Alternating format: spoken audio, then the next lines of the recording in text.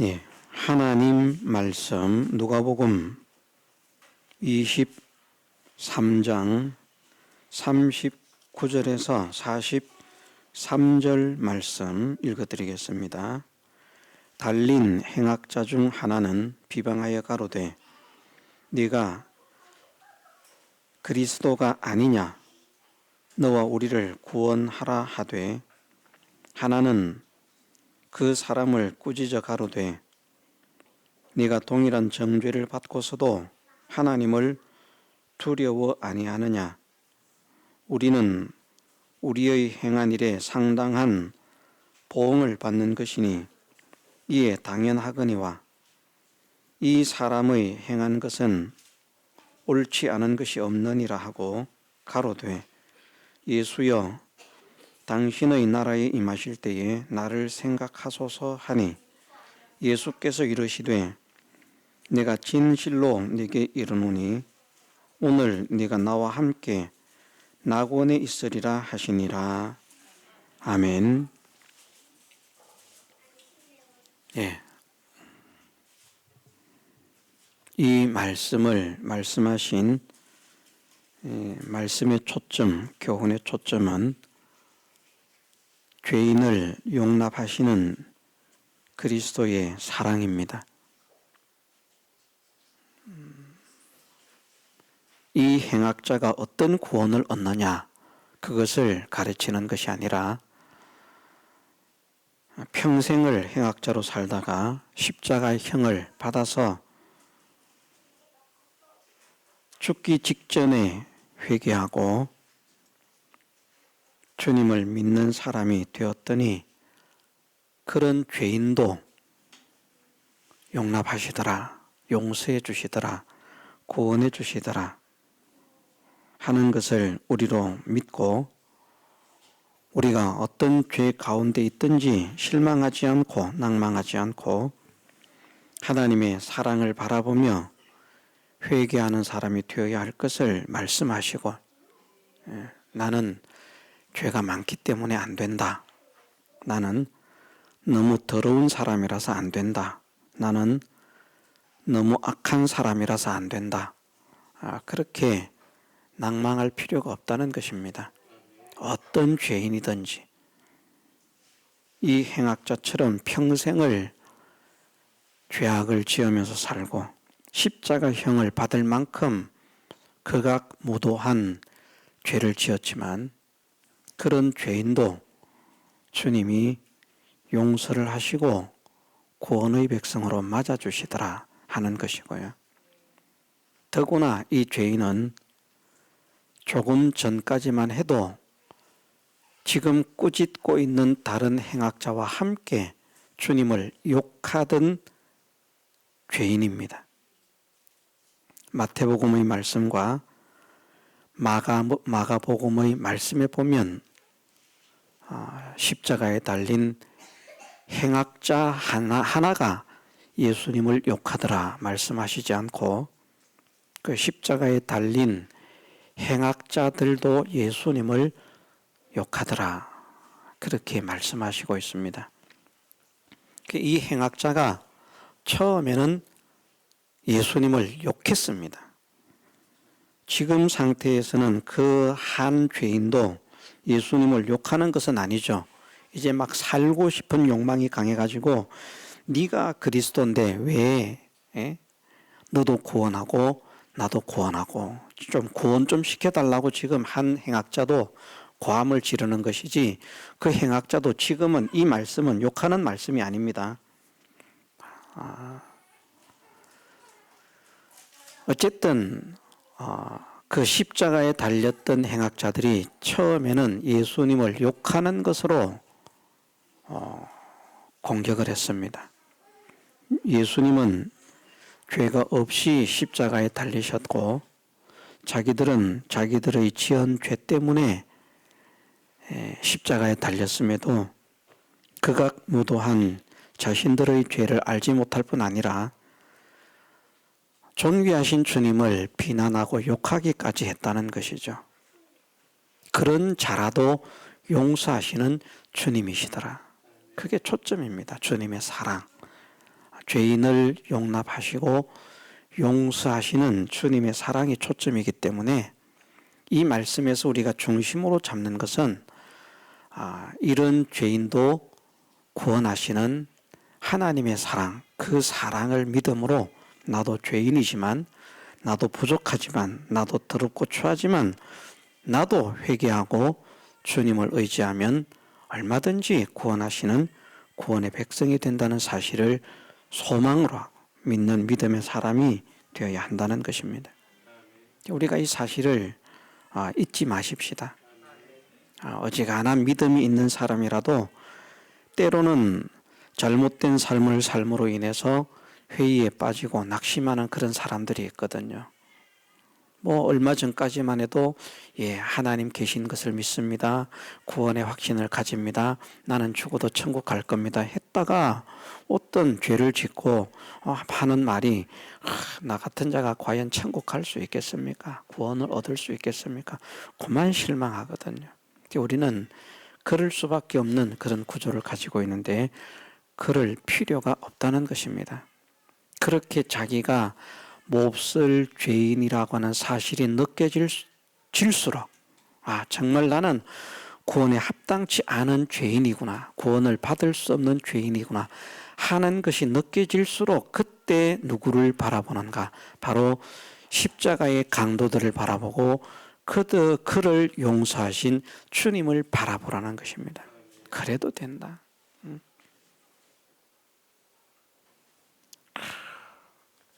주님을 막 위로하고 우리는 죄를 지어서 이렇게 형을 받지만 당신은 죄가 없으신데 십자가를 지시니 어떻습니까? 참 사람들이 당신을 구원해 주면 좋겠습니다. 그래도 부족한데 거의 최후의 순간이라고 할 그때까지도 예수님을 비난하고 욕하던 그런 사람이었지만 어느 순간에 구원의 은혜가 그에게 임했습니다. 그가 심경의 변화를 일으켰을 때에는 이미 구원을 받은 것입니다. 구원을 받았기 때문에 심경의 변화가 일어난 것입니다. 그리고는 이제 함께 욕하던 그 죄수를 꾸짖으면서 예수님께 당신의 나라에 임하실 때에 나를 생각하소서. 그 말 한마디로서 나를 생각하소서 하는 그 말 한마디로서 주님은 그에게 구원의 확신을 심어 주셨죠. 실제로는 이런 고백을 하기 전에 심경의 변화를 일으킬 때 이미 구원을 얻은 것입니다. 이것을 우리가 중심으로 일단 잡아야 되겠고요. 이 말씀을 가지고 우리가 추가적으로 생각해 볼 것은 이제 오전에 말씀을 드린 대로 십자가에 달렸던 행악자가 얻을 구원과 일생을 예수님을 만난 이후에 일생을 복음을 위해서 살았던 바울이 얻을 구원의 영광이 같겠는가? 같지 않다는 것이죠. 그러면 생각을 할 수 있습니다. 우리가 교리적으로 배울 때 우리 교회에서는 그렇게 배웠습니다. 제가 그렇게 가르쳤고 그렇게 배운 것이 무엇인가 하면 하나님께서 사람을 구원시키실 때는 모든 사람에게 동일한 구원을 얻게 하신다는 것이죠. 그 동일한 구원에는 단순히 지옥의 멸망을 벗어나서 천국에 들어가는 것만 말씀하신 것이 아니라 천국에서 영원히 누리게 될 구원의 영광, 구원의 실력, 그것까지도 온전한 구원으로 주신다는 것을 가르쳤습니다. 우리는 이것이 참 진리라고 하는 사실을 믿어야 됩니다. 그런 말씀이 성경에 있기 때문입니다. 단 한 말씀이라도 있다면 그렇게 믿어야 됩니다. 그러면 우리가 신앙에 힘을 쓰는 것은 무엇 때문에 신앙에 힘을 쓰는가? 그것은 다른 사람들은 구원의 상급은 주시지 않으셨는데 우리가 신앙에 힘을 쓰면 구원의 상급을 만들어 간다라고 말하지만 저는 여러분들에게 가르치는 것이 주시지 않은 구원의 상급을 우리가 믿음으로 힘을 써서 만들어 가는 것이 아니라 온전하게 주신 그 구원이 믿음으로 힘써 살 때에는 간직이 되어지고, 그 시간에 해당된 것은 믿음으로 살지 못할 때에는 그 시간에 해당된 구원의 영광이 상실되어진다. 그래서 주신 구원을 간직하느냐 빼앗기느냐라고 하는 결정이 현실에서 믿음을 힘써 사느냐 믿음으로 힘써 살지 못하느냐 하는 것으로 결정이 되기 때문에, 이 지극히 큰 구원을 빼앗기지 않고 간직하기 위해서는 힘써 믿음으로 살아야 한다는 것입니다. 그것을 이제 또 성경에서 말씀하시지 않습니까? 힘써 구원을 이루라. 그 구원을 힘써서 구원을 이루라는 그런 말씀들은 없는 구원을 만들라는 말씀이 아니고, 주신 구원을 힘을 쓰면 간직하게 되지만 힘쓰지 않으면 다 도둑맞기 때문에, 빼앗기기 때문에, 그래서 힘을 써라 하는 말씀입니다. 그러면 이렇게 믿으면 하나님께서 구원의 상급도 온전히 하늘에 속한 모든 신령한 복을 온전하게 우리에게 주셨다는 그런 말씀도 믿는 것이 되어지고, 힘을 써야 된다는 말씀도 믿는 것이 되어집니다. 그런데 이렇게 믿지 않고 구원의 상급은 하나님께서 주시지 않으셨는데 우리가 만들어가는 것이다 이러면, 힘써야 하는 말씀은 믿을지 모르겠지만 온전한 상급을 주셨다는 말씀은 부인하는 것이 된다는 말입니다. 이 차이가 엄청나게 큰 차이입니다. 구원을 얻는다고 가정한다면, 구원을 못 얻는다라고 가정하지 않고요, 구원을 얻는다라고 가정하면 그 하나를 버린 것으로 인해서 자기가 힘을 써도 천국에서는 지극히 작은 자에 속합니다. 이것을 믿는 것은 조금 덜 힘을 쓰지만 태생이 큰 자입니다. 성분이, 출신 성분이 세상의 계곡으로 말한다고 하면, 안 믿고 힘을 쓰는 사람들은 하위층에 속한 사람들이라고 하면, 믿고 힘을 조금 덜 썼다고 할지라도 하나님의 말씀을 온전히 믿은 사람들은 일단 태생이 상위층에 속하는 사람들이라, 그렇게 말을 한다는 것입니다. 그것도 왜 이렇게 말씀을 드리는가? 주님께서 말씀하실 때에 계명 중에 지극히 작은 것 하나라도 빼고 그같이 사람을 가르치는 자는 천국에서 지극히 작다 일컬음을 받을 것이라고 말씀하셨기 때문에, 그 빼고 가르치는 것 아닙니까? 분명히 하나님은 모든 구원의 그 상급 영광을, 하늘에 속한 모든 신령한 복을 우리에게 온전히 주셨다는 것을 말씀을 하시는데, 그걸 못 믿으면 빼고 가르치는 것 아닙니까? 그래서 저희와 같이 가르치는 교회들도 뭐 많이 있을 것입니다. 우리가 찾기가 어려워서 그렇지 많이 있을 것입니다. 우리 교회만 이렇게 가르친다라고 말하지 않겠습니다. 그러나 이렇게 가르치는 교회가 많이 있는데 엄청나게 많다는 말은 아닙니다. 참으로 찾기는 어려울 만큼 희귀할 것이다, 그렇게 생각은 합니다. 그러면 도대체 이 십자가에 달린 행악자는 마지막 순간에 구원을 받았는데 구원을 얼마나 간직할까? 구원에 간직할 확률로 보면 바울보다 훨씬 간직할 확률이 높습니다. 그러면 제가 말씀드리기를, 이 행악자가 받을 대우와 바울이 받을 대우가 같지 않다, 바울이 훨씬 큰 대우를 받는다, 이게 모순이 있을 수 있습니다. 어떻게 알고? 이 행악자가 어떤 구원을 가지고 갈지 어떻게 알고, 나중에 어떤 영광을 받을지 어떻게 알고? 왜? 구원받은 순간에 온전한 구원을 주시기 때문에. 그렇다고 하면, 그것을 상실하지 않는다고 하면, 확률적으로 본다고 하면 오히려 행악자가 바울보다 구원의 상급을 더 많이 간직할 그런 확률이 있습니다. 그런 면으로 접근을 해서 이 말씀을 교리적으로 따지면요, 이 행악자는 사실은 형편없는 구원을 얻었다는 사실을 발견할 수 있습니다. 회심한 건 사실입니다. 그런데 조금 전까지만 해도 예수님을 욕했잖아요. 그것에 대한 회개가 있습니까? 없습니다. 지금까지 수많은 사람들에게 행악했잖아요. 그것에 대한 회개가 있습니까? 없습니다. 내가 지금까지 수많은 죄악을 행함으로 인해서 감히 하나님의 나라에 합당한지 알 수 없습니다. 너무나도 나는 더럽고 추한 죄인입니다. 그런 고백하지 않습니다. 내가 조금 전까지만 해도 주님을 그렇게 비난하고 욕했으니 이런 말을 하기에 내가 염치가 없습니다. 어떻게 내가 고개를 들고 이런 부탁을 할 수 있겠습니까? 그저 나를 불쌍히 여겨 주옵소서. 그런 정도. 그러면 되는데 여기는 어쨌든 구원에 대한 소망은 있기 때문에 당신의 나라에 임할 때에 나를 기억하옵소서. 자기가 좋아지는 면으로만 고백하는 그거밖에 없습니다. 지금 형을 받고 있는 것은 당연하고, 자, 그가 사형을 당할 때 저는 생각하기를 그 주변에 그의 가족들도 나와 있을 것이라고 생각합니다.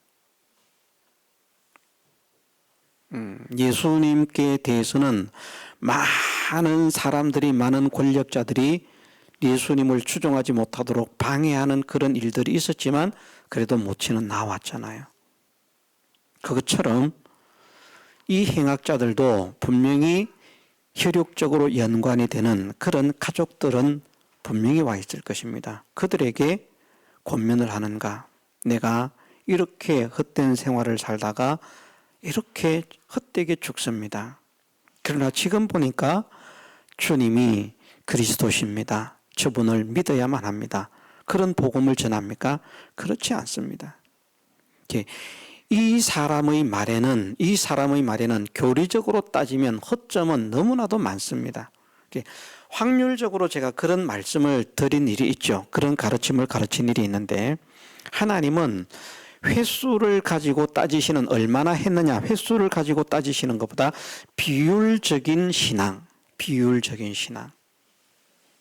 그럼 이 사람의 회개는요, 비율적으로 볼 때 50%도 안 됩니다. 10%도 안 됩니다. 제가 볼 때는 회개 자체가 너무나도 빈약합니다. 동의를 할 수 있을지 모르겠습니다만은, 그래서 이 사람은 사실은 정말 이 회개가 가슴 뜨거운 회개가 되고 진정한 회개가 되고, 그래서 여러 가지로 생각을 하면서 가족들에게 부탁을 하고, 자녀들은 있는지 없는지 모르겠습니다만은 자녀들에게 부탁하고, 또 이 사람이 그런 행악을 행하면서, 악을 행하면서 말입니다. 어쨌든 모은 재물도 있고 그런 것도 있지 않겠습니까? 그런 것에 대해서도 삭개오는 예수님을 만나고 어떻게 했습니까? 그런 고백을 하잖아요. 내가 토색한 것이 있다면 사배를 갚겠습니다. 내 재산을 이렇게 하겠습니다. 이제 마지막 십자상에서 이제 죽음을 앞두고 있는 사람이 세상에 무슨 소망이 있습니까? 살 소망 없습니다. 그렇다고 하면 그런 정리들, 주변 정리들, 이런 것들을 여러모로 완벽하게 잘 해야만 비율적으로 볼 때 정말 완벽한 구원을 간직하고 갈 수 있는데, 그런 면으로 보았을 때 이 행악자의 회개는 너무나도 빈약하다. 그렇게 생각할 수밖에 없습니다. 그리고 저는 한 가지 생각합니다. 물론 그 사람이 구원을 얻을 때, 완벽한 그런 구원을 주시지만, 정말 온전한 구원을, 더 많은 구원의 영광과 능력을 누릴 사람으로 구원을 하신다면 저는 죽음에 임박해서 구원시키지는 않는다고 봅니다.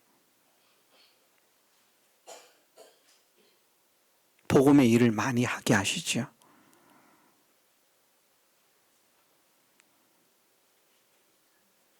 그럼 죽을 때 임박해서, 정말 죽을 때 임박해서 믿는 사람은 온전하게 믿었으면 온전한 구원을 얻었는데, 도대체 그 사람을 왜 온전한 구원을 얻은 자로 보지 않는다는 말입니까? 그가 온전한 구원을 얻을 자로 얼마든지 될 수도 있습니다. 그가 마지막 숨을 거두기 전에 회심의 상태에서 그가 하나님을 향해서 가지는 소원이나 복음을 위해서 살기를 소원하는 소망이나 자기가 지금까지 살아온 생에 대한 그런 회개나 이런 모든 면들로 볼 때 정말 처절한 회개가 있고요. 복음으로 살지 못한 이 사실을 일찍 알지 못해서 복음으로 살지 못한 것에 대한 처절한 안타까움이 있고요.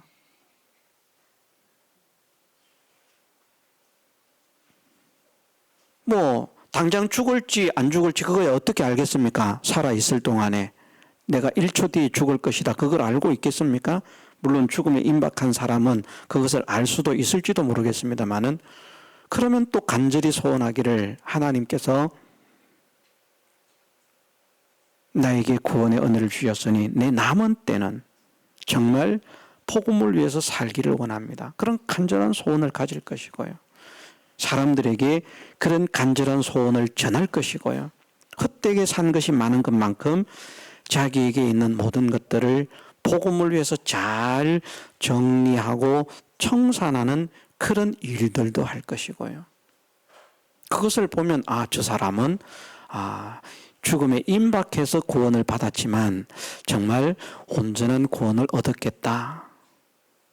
만일 저 사람이 지금 죽지 않고 앞으로 몇십 년을 더 살게 두셨다면 정말 복음으로 힘써 살 사람이구나. 그게 느껴질 수 있는 회심 말입니다. 이게 무슨 말인지 이해가 되시는지 안 되시는지 모르겠습니다만은 사실은 보면 압니다. 사람의 회심을 보면요. 그 사람이 저 사람이 얼마나 신앙으로 힘을 써서 살려고 몸부림을 치겠구나 하는 것이 느껴질 수 있는 못 느낄 것 같습니까? 어떻습니까? 그 사람의 회심에서 저 사람이 남은 생애를 정말 복음을 위해서 힘써 살아야 되겠다 하는 그런 처절한 그런 회개와 각오와 소원과 결단 이런 것이 있다 없다. 그걸 어떻게 느끼냐? 그 사람이 살아봐야 알지. 근데 느낄 수 있겠습니까? 없겠습니까? 압니다. 물론 우리가 아는 것보다 그 사람의 중심이 훨씬 더 잘 알겠습니다만은 그리고 그 사람의 중심보다 그의 회개가 정말 어느 정도의 완벽한 회개에 가까운 것인지 주님은 아시죠.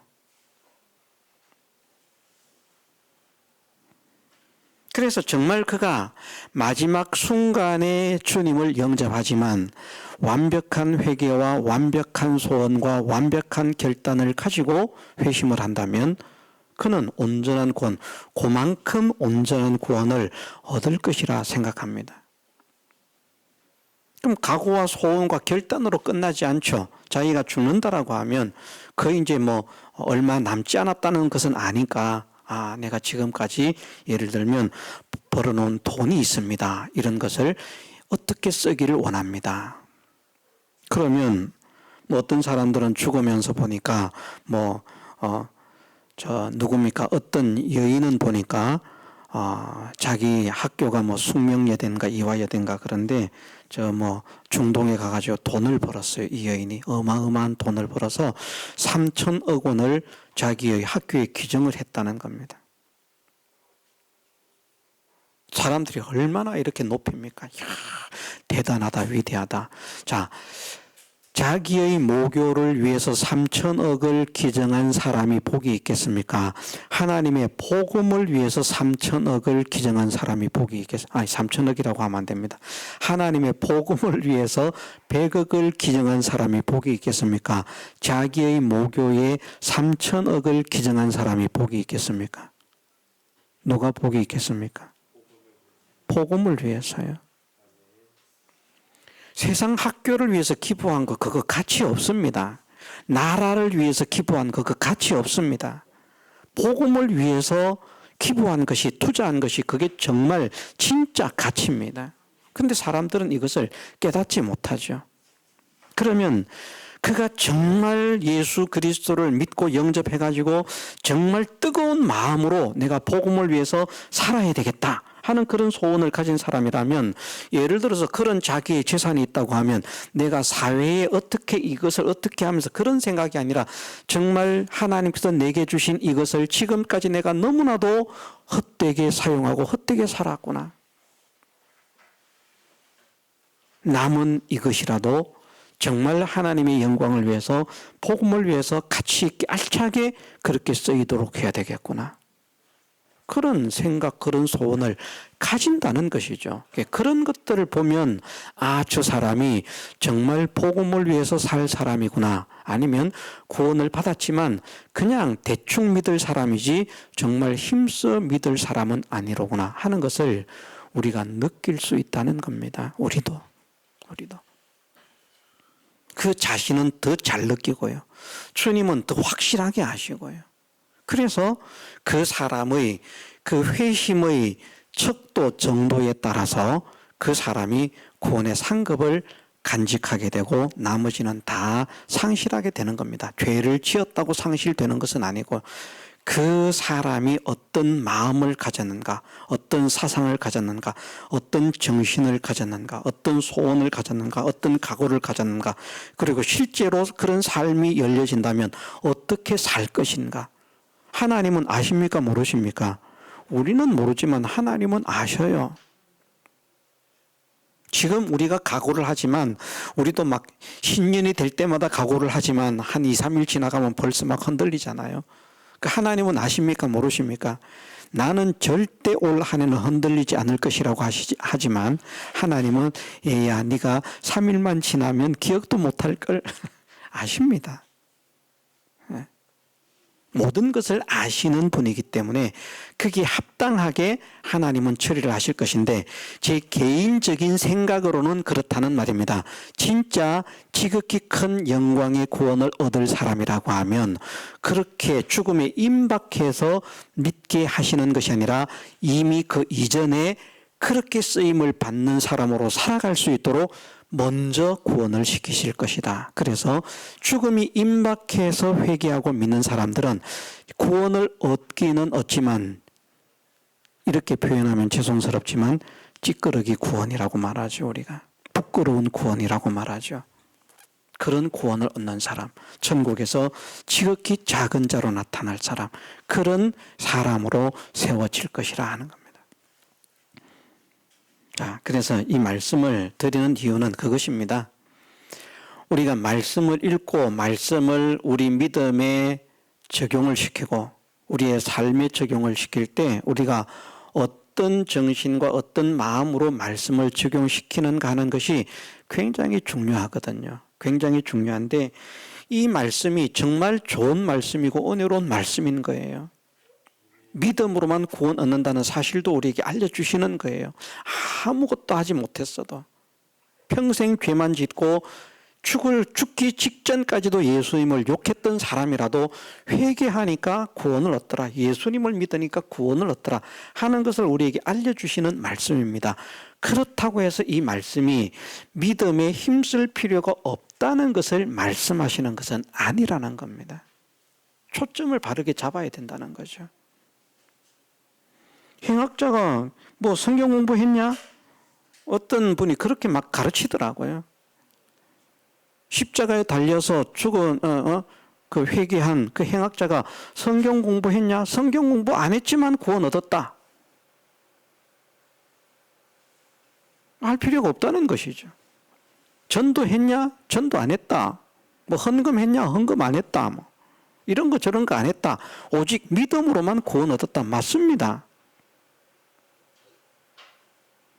근데 이 사람이 지금 십자가에서 죽지 않고 남은 생애가 살게 될 그런 사람이라면, 정말 구원을 받았는데 그런 삶을 살지 않았겠습니까? 기회가 주어진다면 살았을 것이라고 봅니다. 십자가에서 생애를 마쳐야 될 사람이니까 그런 기회가 주어지지 않는 것일 뿐이죠. 주어지지 않는 것일 뿐이죠. 그에게 남은 생애가 뭐 한 30년, 40년이 남겨진다고 하면 이제 그가 어느 정도 힘을 써서 믿음 생활을 할 것인지 그것은 하나님은 아신다는 말입니다. 정말 바울처럼 전력을 기울여서 복음을 위해서 살 사람인지, 아니면 뭐 어떤 사람들처럼 그냥 대충 교회나 왔다 갔다 하면서 예배만 드리고 살 사람인지 아신다는 겁니다. 그런데 그것을 말씀하는 것이 아니죠. 그 교훈을 하시는 게 아니라는 것입니다. 죄인을 용납하시는 주님의 사랑, 평생을 죄를 지었어도 회개하면 받아주시는 하나님의 사랑, 죽기 직전까지 주님을 욕하고 비방했던 자라도 회개하고 용납해 주시기를 사모하면서 도우심을 구하면 받아주시는 하나님의 사랑. 하나님은 어느 누구도 하나님의 도우심을 구하는 자의 손을 잡아주시는 분이지 그 손을 뿌리치는 분이 아니라는 것, 외면하는 분이 아니라는 것, 버리는 분이 아니라는 것, 크고 놀라우신 사랑을 가지신 분이라는 것, 그것을 우리로 하여금 믿게 하시는 것입니다. 그것을 굳게 잡으면 됩니다. 그래서 우리가 이 사실을 믿으십시다. 정말 하나님의 사랑은 큰 사랑이다. 큰 사랑이다. 놀라운 사랑이다. 어느 누구도 이렇게 할 수 없다. 우리 같으면 정말 이게 가능하겠습니까? 평생을 나를 위해서 살다가 한순간 잠깐 실수해서 욕하는 것이 아니고 평생을 죄를 짓고 살다가, 그 죄인이라고 하는 거 모릅니까? 십자가 지고 죽는 거 보면 아는데, 평생을 죄를 짓고 살다가 십자가에 달려서까지도 나를 욕하던 사람이 나에게 도움을 청하면 우리는 손을 내밀겠습니까? 내밀지 않습니다. 그러나 주님은 그렇지 않다라는 것이죠. 정말 넓고 깊고 뜨거운 사랑을 가지셨기 때문에 이런 완악하고 강팍한 극악무도한 죄인이 주님 앞에 손을 내밀 때에도 그것을 뿌리치지 않으시고 사랑으로 포용하시고 내가 오늘 밤 나와 함께 낙원에 있을 것이다 맞아주시는, 영접하시는 주님이시라. 그래서 우리의 삶 가운데 늘 우리를 향해서 팔을 벌리고 계신 주님을 바라보는 우리가 되십시다. 그 사랑의 품에 안기도록, 얼마나 나를 사랑하시는지, 얼마나 애틋하게 나를 사랑하시는지, 얼마나 나를 좋아하시는지, 얼마나 나를 위하시는지, 얼마나 나를 아껴주시는지 그 주님이 나와 함께 계시면서 볼지어다 내가 세상 끝날까지 항상 너와 함께한다. 두려워하지 말아라. 내가 너와 함께한다. 겁내지 말아라. 내가 너와 함께한다. 내가 모든 힘과 모든 권력을 다 가지고 있다. 너희를 해할 것이 없다. 나를 믿는 자는 마가복음엔 그렇게 말씀하지 않습니까? 무슨 독을 마셔도 해함을 받지 않을 만큼 하나님께서 그렇게 지켜주시겠다. 우리가 무조건 독 마시라는 말이 아니라고 했습니다. 하나님께서 보호하시면 독을 먹었는데도 안 죽는다는 말이죠. 독을 마셨는데.